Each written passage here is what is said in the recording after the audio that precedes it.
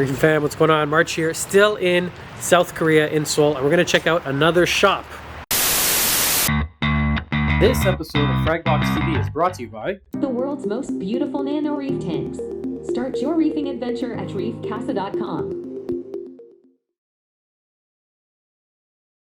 Okay, it's not the Red Sea display store. Actually, we're gonna head over there next. Just happen to be across the street from right here, Intermarine. Let's check out this store. Very unusual, and you know that's what I'm all about. All right, check this out. Very, very cool. Immediately, as soon as I walk in, I can tell you it's not like other stores. It's dark, it's black, it's dimly lit, and your eyes are immediately drawn to the glowing blue lights that kind of circle the outside of the room. We have Intermarine, cool little sign there on the back.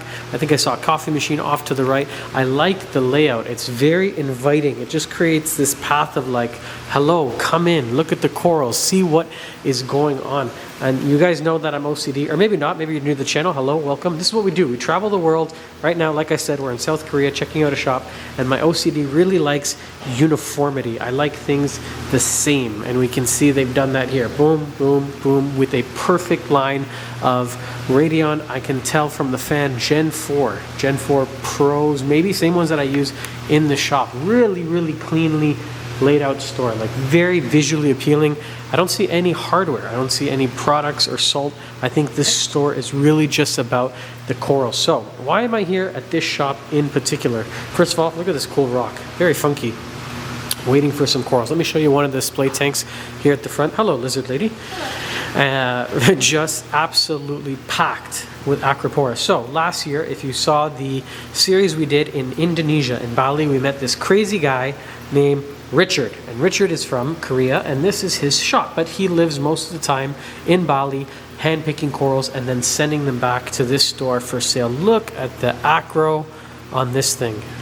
I don't think I've ever seen a tank quite as tightly packed for hard coral. Like, these are within millimeters.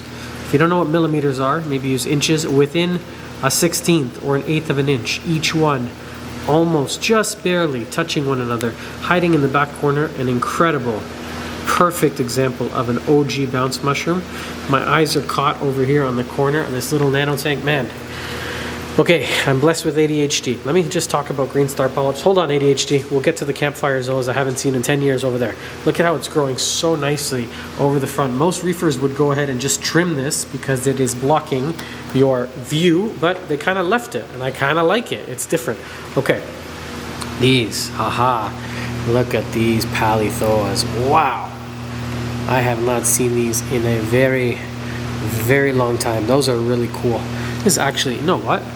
Forget about the zoas. Look at this tank. This is just very nicely done. Nano tank, GSP growing on the back wall, some hard coral, some zoas on the bottom with an AI prime. Shout out aqualumination.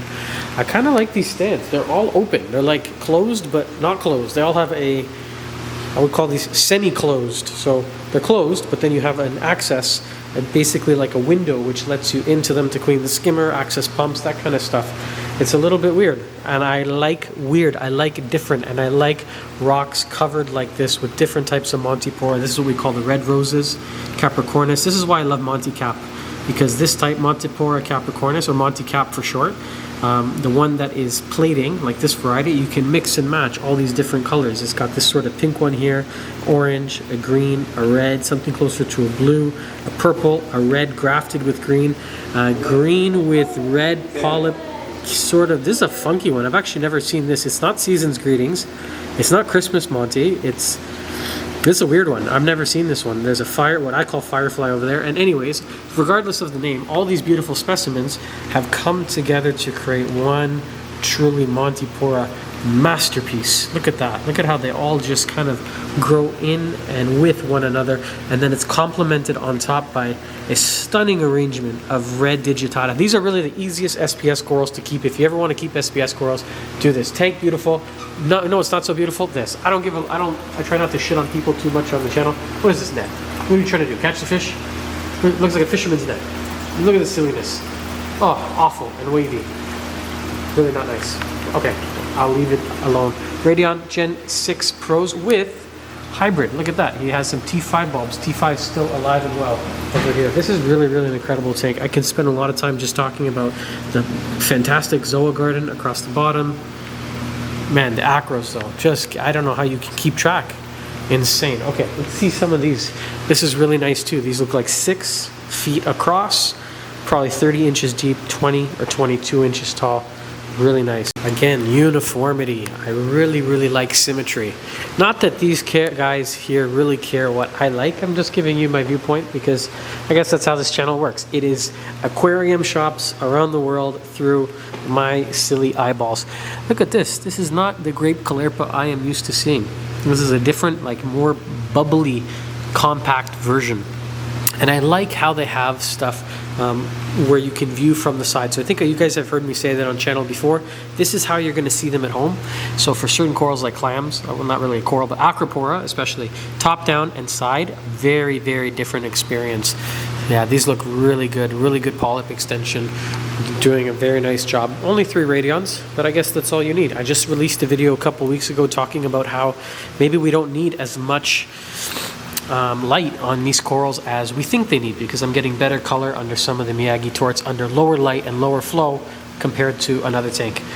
These are really beautiful leather, but look at the size and health of these wild acro colonies. Just massive, polyps out, extended, great color. These are not fresh. These have been here for a while, and I can tell just from the richness and the deepness of the color, at least for us because we're in Canada. When you ship stuff from Indonesia, what the heck are you? Hold on. Oh my god. Are you a digi? I've never seen this. It's like pink with yellow polyp. I'm stunned right now. I wish I could get a better shot of that coral right there. Oh man, beautiful. But when we ship them, it's quite a far transit time, so they show up a little bit bleached, a little bit stressed, and we almost have to bring them back from that sort of state. Is this a bird's nest? Or Pasillopora? I'm stunned.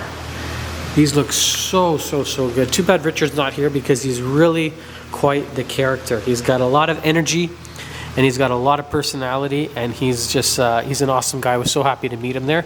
Too bad he is not here right now to kind of give us a walkthrough and talk to us about some of these pieces. Looks like hard coral is really dominant. This is very unusual. When you walk into a shop, you see very few hard coral for sale, very few large colonies for sale. So if you're in the United States, you know, you're not finding large colonies like this for sale. Everything is frags, more or less.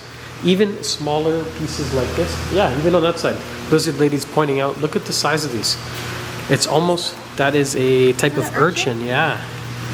That's cool. Type of urchin, yeah. I get himself wedged up in there. That's where he wants to live. So look, acro dominated, soon to be, probably. These systems appear to be all separate. This tiny coral. One little lonely buddy. No, he is friends. One He's just or so small. 2. Yeah, I wonder why this one's empty. But yeah, mostly, more or less, acro. This is really Acropora heaven, except for when we get to the end. I can see some LPS over there. But it's really nice to see like big, healthy, chunky, tabling, beautiful colonies of acro. This is what I'm used to getting. We do get larger wild ones, but more or less the industry has moved to these sort of smaller Bali, Indonesian. That's a really nice species right there. Maricultured, softball size acro colonies. I don't have a lot of customers to buy these, so something like this typically would sell. How much is this worth, money-wise? One. Like one piece. One piece? Yeah. How much? Yeah. Korean dollars. Korean won. Korean won. Yeah, how much? 15만 원. 15만 won. This typically for us 150 Canadian, that's about 110 US. Larger one like this, $300 to $400 Canadian, 40% less or 30% less for US dollars. What? One? That's it? Cheap? Yeah. Wow, 100 US dollars for a colony. Wow. Look at that, 100. That is, I would buy every single piece from the corner of this tank to the end of that tank and take them home with me.